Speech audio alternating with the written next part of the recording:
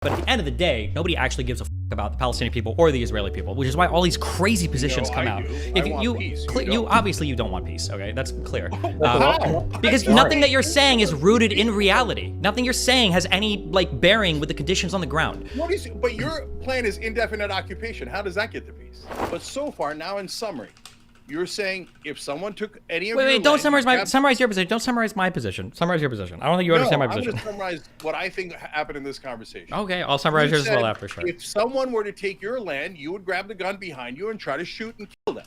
Now you say, but the Palestinians, if they do that, they're terrorists and they deserve to be indefinitely occupied. They're terrorists wherever they go. They're violent. It's their fault. They always do the attacking, and they should know their role as prisoners indefinitely under Israeli occupation.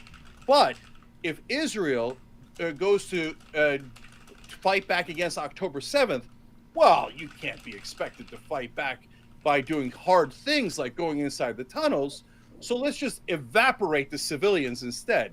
Murder tens of thousands of civilians because Israel is not the violent ones. And state violence doesn't count. That violence is just defending yourself. But when the Palestinians defend themselves, terrorists! Now, you would do the same thing, you agreed, but they are not allowed to do it. They are dastardly terrorists, and they should be occupied forever and ever. But Israel can bomb giant residential areas, 29,000 bombs, 2,000-pound bombs. But that is not violence. That is not targeting civilians. That's just, golly gee, I had to do it to clear a path in. So that is as absurd as it can be, and everyone it can recognize it. Destiny, I think you want to respond to that because I don't think that's probably what you meant. Yeah, I don't know. Most of the people just don't want to operate in reality because I think that this particular conflict lets us read a lot of ideological leanings into what should happen. But at the end of the day, nobody actually gives a about the Palestinian people or the Israeli people, which is why all these crazy positions come out. If you obviously you don't want peace. Okay, that's clear. Because nothing that you're saying is rooted in reality. Nothing you're saying has any bearing with the conditions on the ground. But your plan is indefinite occupation. How does that get to peace?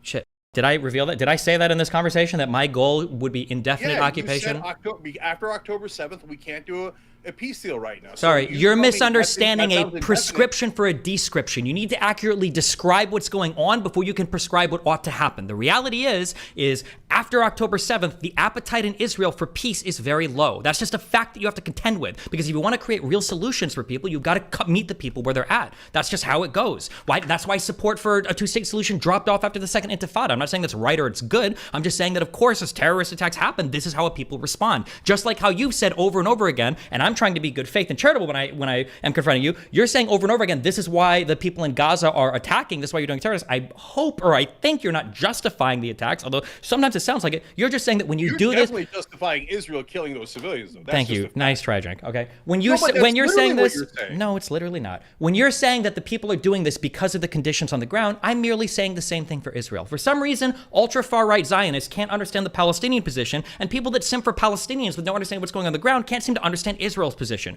You'll say these things over and over again that well, wouldn't it be fair that people in Palestine are really upset because of the military occupation? And then when I say, yeah, of course, but don't you think it's also kind of weird that there are rockets flying in every day? Now there's 50 million justifications for why that's actually not a big deal and it actually doesn't matter. And that's bizarre to me. My situation, I condemned it. That's hardly. My solution for this is what needs to happen if you want peace in the Middle East, and anything outside of these boundaries is delusional, okay? Number one, Iran has to come to the table, and they need to stop, okay? No more funding in Gaza, no more funding with Hezbollah, no more funding with the Houthis, okay? This has to stop. Iran has to be part of any future conversation. They have to surrender first. Not only the Palestinians, but the Iranians have to surrender first. This sounds super realistic. I didn't say surrender. I'm sorry, but no offense. Iran's lost, okay? I'm sorry. They are the losers of the Middle East. Everybody looks at them. Everybody laughs. They try to mine the fucking sea to the south of them. They try to shoot shit into Saudi Arabia. But Iran, the Ayatollah is such a loser. Even the people in Iran hate the government, okay? How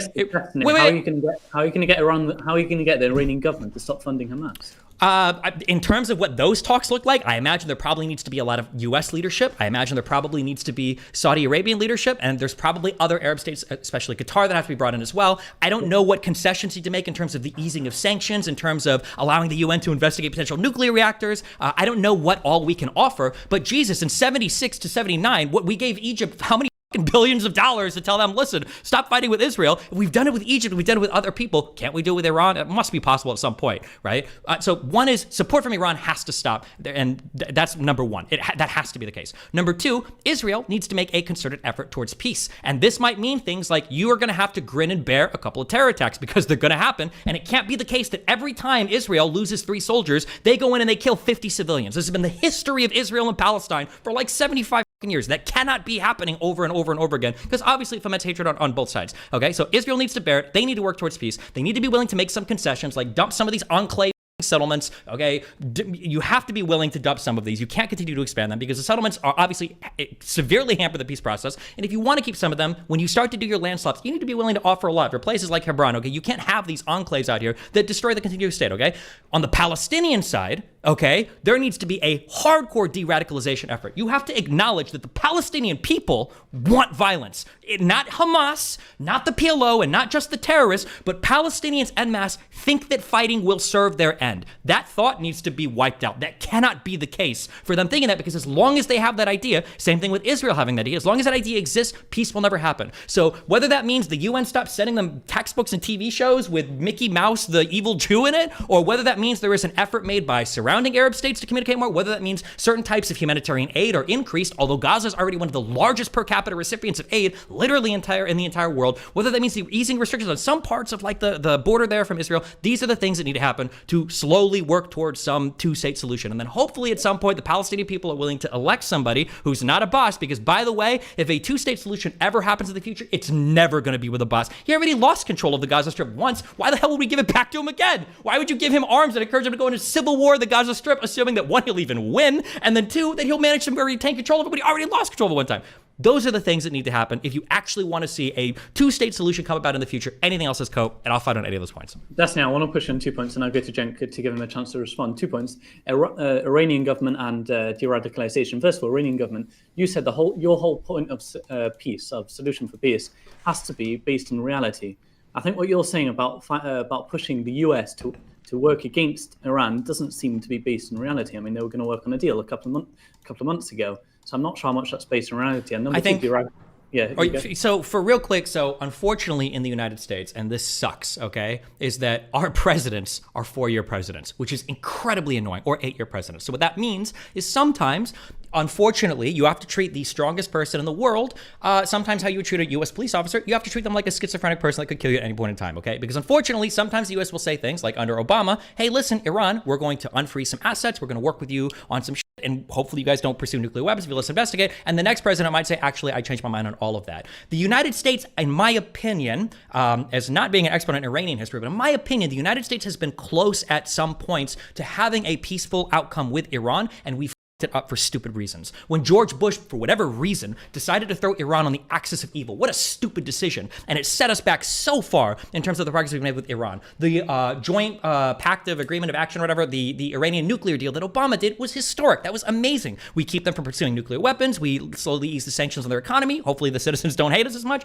And then Trump rolled that back. So I don't think it's impossible that the United States can pursue normalizing some type of relationship with Iran. We just have to not have schizophrenic leadership that is changing deals that we're making every time a new president comes into office, in my opinion.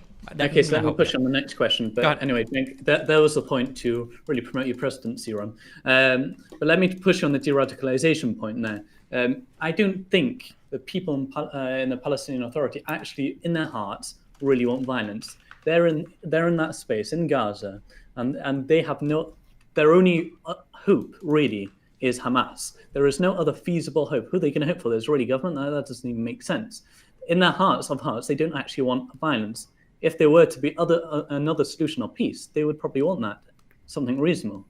I can only go by polling data and what exists on the ground. Now, today, funnily enough, if you look at the support for Hamas or the October 7th attacks, in the Gaza Strip, that has fallen, I think, to around 55%. Now, in the West Bank, I think it's risen up to 80%, but it makes sense why. People in Gaza, after getting, completely bombed and obliterated, and all of their citizens, half of them being, expelled basically from northern Gaza, are like, you know what? The October 7th attacks actually weren't that good. This sucks. Now, the people in the West Bank, the support for the October 7th attacks for them, that has risen to 80%.